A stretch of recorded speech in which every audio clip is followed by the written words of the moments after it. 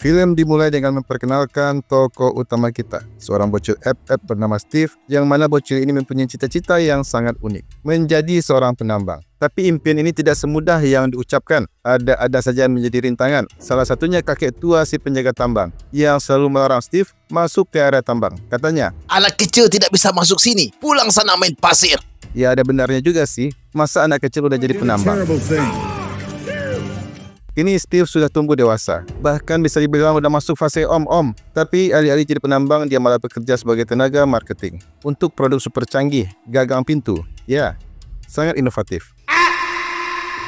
Bosannya hidup Steve sudah di level dewa. Akhirnya Steve resign dari pekerjaan dan mengejar impian lamanya. Kali ini tidak akan ada yang bisa menghalangi. Bahkan si kakek tua yang tidak tambah-tambah tua tidak akan mampu menghambat tekad Steve untuk jadi penambang sejati. Ketika menambang, Steve menemukan dua artefak misterius. Dan karena bahasa Inggris bangkit belepotan, maka kita sebut saja dengan nama orb dan kristal dominasi. Jika keduanya digabung, maka akan membuka portal menuju dunia lain. Bukan dunia bunian, dunia siluman, atau dunia saranjana, tapi sebuah dunia bernama Overworld. Dunia yang penuh dengan kotak-kotak, mulai dari kambing kotak, hidung kotak, pohon kotak, bunga pun semuanya berbentuk kotak. Sampai celana dalam pun juga kotak. Bahkan Steve punya rumah sendiri, tidak hanya satu, tapi 3 sekaligus. Dan punya serigala peliharaan bernama Dennis. Dennis, a boy? Tapi kebahagiaan Steve tidak berlangsung lama. Ia menemukan portal tua yang rusak. Iseng-iseng memperbaiki, ternyata malah terjebak ke dalam Niter, dunia bawah tanah yang penuh dengan lava dan piglin, yang dipimpin oleh Malgosa, sang ratu piglin yang ingin menguasai dunia Overworld. Dan kunci untuk menaklukkan dunia tersebut adalah orb, yang sekarang berada di tangan Steve. I'll take both of you and that. The most powerful cube we've wanted, the orb of dominance. Alhasil Steve dipenjara tapi berhasil kabur, dan di tengah pelariannya dia menyuruh Dennis untuk menyembunyikan orb sejauh mungkin. Dennis si wawa pintar malah menyembunyikannya di rumah lama Steve dan tanpa sengaja memisahkan orb dari sarangnya, yang akhirnya menutup portal dunia Minecraft untuk sementara. Dan inilah Minecraft.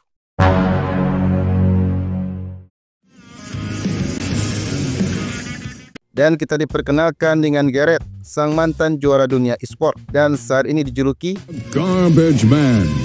Lazimnya player e-sport yang udah pensiun beralih profesi menjadi streamer atau YouTuber, Garrett malah jadi bisnismen, jual beli barang bekas.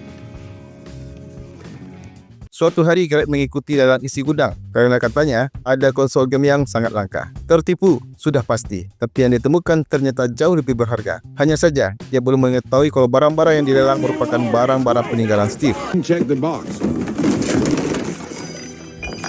There.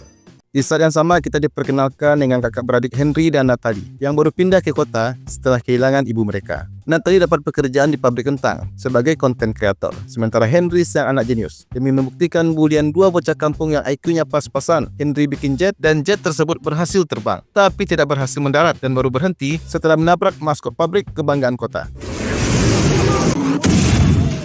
Suatu hari Henry mampir ke tokonya Garrett. Niat awal cuma cuci mata, malah kepincut sama orb milik Steve yang ada di lemari Garrett. Garrett pun langsung pasang harga $1.000 cash. Tapi tanpa sengaja orb tersebut digabungkan Henry dengan kristal. Dan boom, bersinar kayak lampu disco, lalu mengarahkan mereka ke lokasi tambang.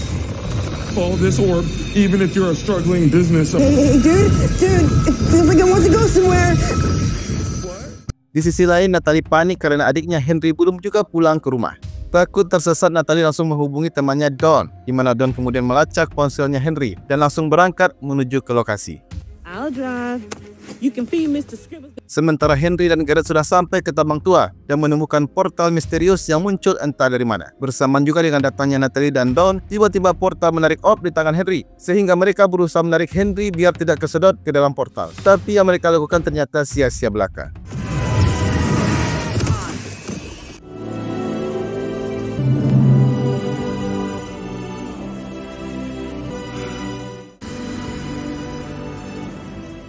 Di sisi lain, Malgosa, penjahat utama kita, dapat kabar bahwa orb sudah kembali ke dunia Minecraft. Malgosa lalu menemui Steve yang saat itu lagi bermain di penjara.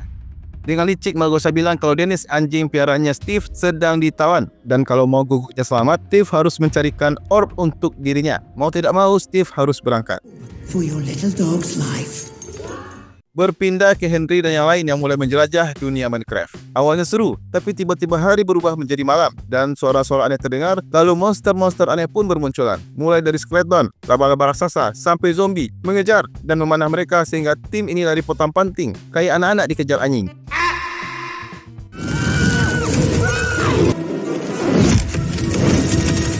Garrett nyungsep ke dalam gua, tapi untung dia masih pakai IQ-nya, di mana Garrett menggali dinding gua buat kabur dari kejaran skeleton. Sementara Henry mulai paham cara main di Minecraft ini. Dia mulai membuat bangunan dari bahan-bahan yang dia temui agar selamat dari serbuan monster.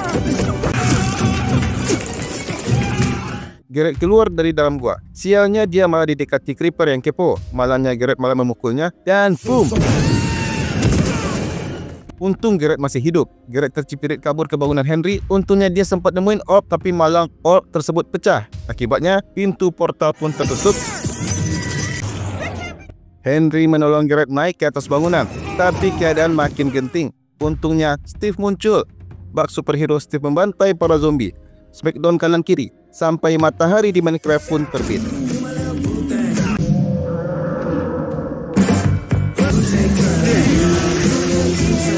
Singkat cerita, mereka berkenalan, di mana Steve menjelaskan bahwa satu-satunya cara untuk bisa kembali ke dunia asal adalah dengan menemukan kristal bumi. Tapi tempatnya berbahaya, jadi mereka mempersiapkan peralatan tempur. Dan mereka pun tiba di desa Midport, desa para villager, di mana Steve jadi tour guide dadakan, jelasin aturan desa, manfaat dari golem besi, dan karakter yang jadi legenda. It's just an iron golem, local security. No.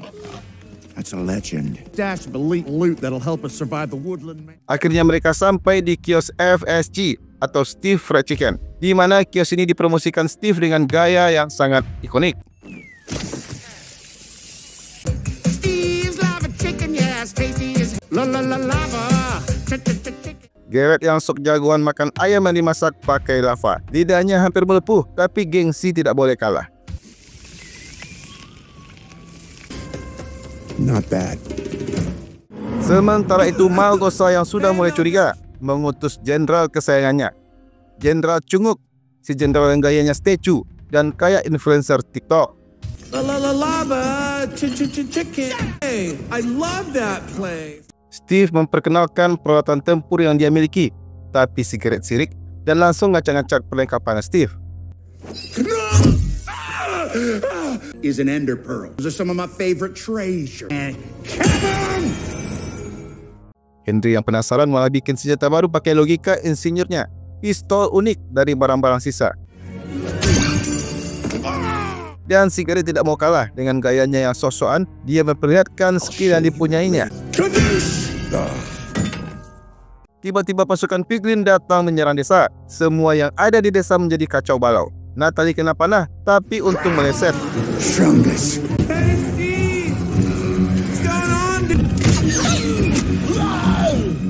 Sementara Garrett nekat nantang si jenderal duel 1 lawan 1. Tapi hasilnya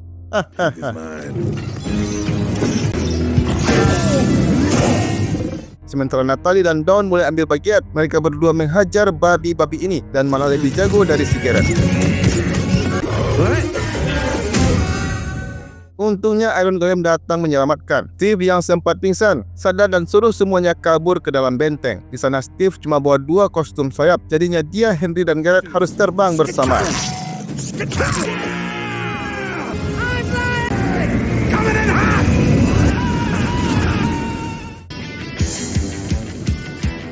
Terbang santai. Jangan harap piglin mengejar mereka pakai ghost dan menembak mereka di udara. Henry hampir terjatuh karena kakinya ditarik piglin, tapi bisa lepas. Sementara itu Steve dan Garrett ditembaki oleh piglin terus-terusan. Walaupun sempat menghindar, tapi bahaya baru di depan mata. Seekor piglin meloncat ke arah mereka. Beruntungnya tembakan tersebut tidak mengenai mereka. Akhirnya mereka terkepung dan satu-satunya jalan adalah melewati lubang bekas tembakan yang ada di tebing. Mereka lalu melakukan manuver akrobatik aneh untuk bisa lolos dari lubang tersebut. Tapi sayangnya Henry menabrak Steve dan Garrett. Mereka hampir terjatuh. Untungnya Steve punya 1001 macam cara untuk membuat mereka selamat. Steve kembali menekankan betapa berbahayanya dunia Minecraft jikalau orb sampai jatuh ke tangan Malgosa. Untuk itu mereka harus secepatnya berangkat ke Geraha Woodland tempat di mana kristal bumi bisa ditemukan. Woodland Mansion is just beyond the Redstone Mountains. Malgosa yang tidak bisa menerima kegagalan menghukum Jenderal Chunguk dan mengeluarkan senjata terakhirnya, yaitu piglin raksasa yang siap perintah untuk memburu Steve dan yang lainnya. Natalie dan Don yang tersesat menghilangkan rasa bosan mereka dengan membasmi para monster di sepanjang jalan. Natalie terus-terusan menyalahkan dirinya kerana tidak mampu menjaga adik satu-satunya. Untungnya mereka bertemu dengan Dennis yang memandu mereka mencari Steve dan yang lain. Can you take us to him? Berpindah ke Steve di mana mereka sudah sampai di tambang redstone. Malang bagi Garrett, dia nginjak sebuah jebakan dan membuat dirinya semakin kasihan. Untungnya kesialan Garrett membawa berkah. Tanpa sengaja, Garrett membuka pintu rahsia yang membawa mereka ke tempat Steve menyimpan seluruh berlian-berliannya. Belum puas mereka menikmatinya, piglin raksasa sudah berada di luar tambang, bergerak cepat mengejar mereka. Mereka kabur ke dalam tambang menggunakan gerobak dorong. Bensin gerobak ini ternyata redstone yang membawa gerobak dengan sangat cepat. Tapi gerobak berhenti bergerak kerana Steve lupa memasang redstone di area tersebut. Piglin raksasa berlari mendekat. Mau tidak mau Garrett harus turun mendorong kereta. Sementara Steve memukul para creeper untuk menghambat lajunya giant piglet.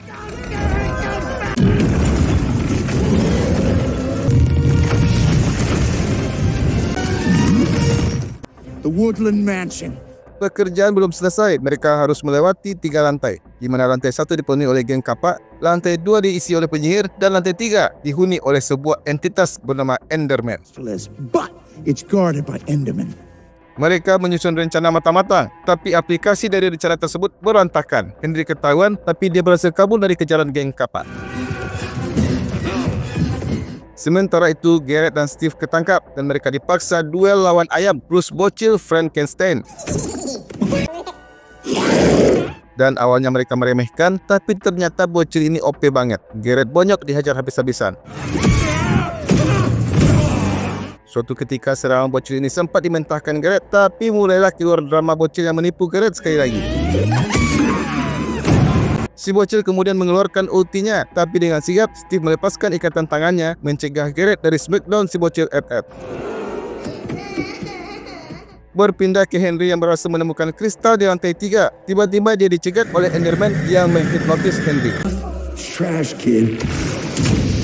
Everything you do fails. All your It doesn't need you, Henry. Neither do I. You'll never be as cruel as me, Hank. What the? Tapi kerana Henry anak yang tangguh, teguh pendirian, Henry menutup mata dan mengayunkan kapaknya dan entitas Enderman akhirnya kalah. Rencana mereka sukses. Sialnya Malgosa datang ke TKP dan merebut orb dari tangan mereka. Terpaksa mereka pasrah, tidak mampu berbuat apa-apa kerana satu pasukan piglin sudah mengepung mereka. Kill them! Kepahlawanan Garrett mulai muncul. Dia melihat sebuah kesempatan dan melemparkan Henry ke gas yang sedang terbang. Steve ikut-ikutan melompat dan Garrett mencoba menahan pasukan ini seorang diri sehingga Henry dan Steve bisa kabur.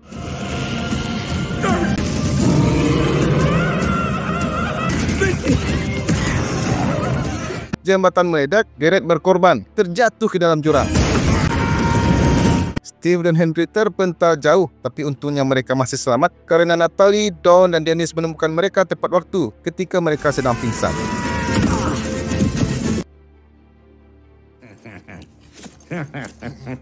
Di saat yang bersamaan, Malgosa meletakkan orb di atas menara. Langit menjadi gelap, portal besar terbuka dan pasukan piglin jahat datang menyerbu Minecraft.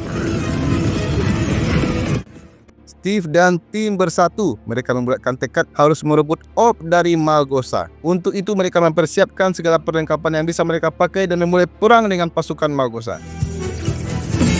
Show me what you got.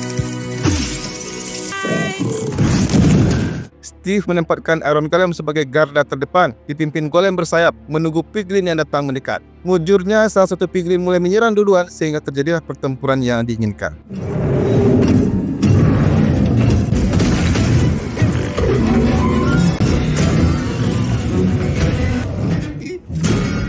Dengan mudahnya Iron Golem menghajar para piglin sehingga mereka kocar-kacir. Natalie dan Henry ikut ambil bagian menuju di mana lokasi orb berada sembari menghajar piglin dengan senjata baru mereka.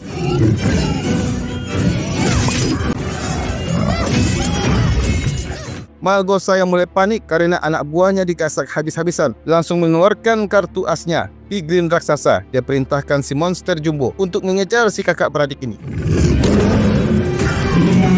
Untungnya golem bersayap datang tepat waktu. Dengan sigap golem ini menghadang Piglin sebelum sempat mendekat dan berpindah ke Steve yang sudah tampil keren, pakai armor dan pedang diamond. Siap tempur, jelas. Tapi sayangnya, berat badan Steve tidak bisa berbohong. Tapi Steve tidak kehabisan akal. Dia balas menyerang dengan trik rahasia yang biasa dia pakai di momen-momen kritis. What is this? Breakfast? Sementara itu, Henry dan Natalie sudah semakin dekat ke tempat Op berada. Tapi Piglin raksasa berhasil memukul mundur golem bersayap dan langsung tancap gas mengejar mereka berdua. Dan si Henry juga bukan bocah biasa. Dengan sigap dia menembakkan mutiara ender ke atas menara. Dan seketika Henry berteleportasi, muncul di puncak menara, berusaha mengambil orb yang jauh dari jangkauannya. Ternyata Piglin raksasa tidak sebodoh tampangnya. Dia menembak puncak menara dengan senjatanya. Dan boom, pijakan Henry hancur dan Henry pun terjatuh.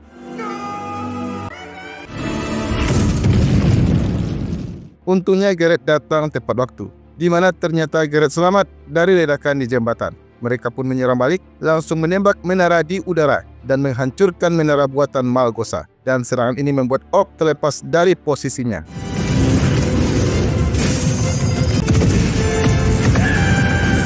Langit menjadi cerah, kegelapan pun lenyap. Para piglin, zombie dan monster lainnya terbakar oleh sinar matahari. Kayak fans Inter yang habis begadang nonton timnya dikalahkan PSG. Golem raksasa tidak mau ketinggalan berita. Dengan ultimate jurusnya menghajar babi gendut raksasa sehingga babi ini tepar pingsan tidak berdaya.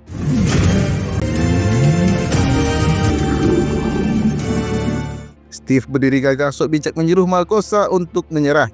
Tapi memang dasar Malgosa, sudah kalah masih tetap keras kepala. Come on! One more thing. It's about you. Yeah. It was worth a shot. Akhirnya pertempuran berakhir. Tibalah waktunya mereka pulang ke dunia nyata. Banyak pekerjaan rumah yang menumpuk, cicilan motor NMAX yang belum dibayar, angsuran pinjol yang harus diselesaikan. It means goodbye, brother. Namanya film, tentu saja ada hikmah yang harus disampaikan. Natalie mengajak Steve untuk ikut mereka balik ke dalam kota. Natalie memotivasi, saatnya Steve bukan cuma jadi jagoan di dunia Minecraft, tapi juga jagoan di dunia nyata. Screw it. I'm coming with. Dan ending dari film ini, Garrett dan Steve membuka toko game baru dan membuat game berjudul Block City Battle Buddies yang kalau diartikan teman bermain rumah-rumahan. Sementara Dawn membuka kebun binatang dengan bantuan Dennis, Natalie menjadi pelatih bela diri, dan Henry akhirnya berhasil membuat jet yang berfungsi. Film pun tamat. Bagaimana para Rebaners? Demikian alur cerita film Minecraft yang baru rilis tahun 2025 ini. Jika rekan-rekan Rebaners menyukai konten Bang Ketua, mohon bantuan like dan subscribe-nya agar channel Bang Ketua ini bisa berkembang dan Bang Ketua bisa lebih banyak membantu sesama. Wassalam.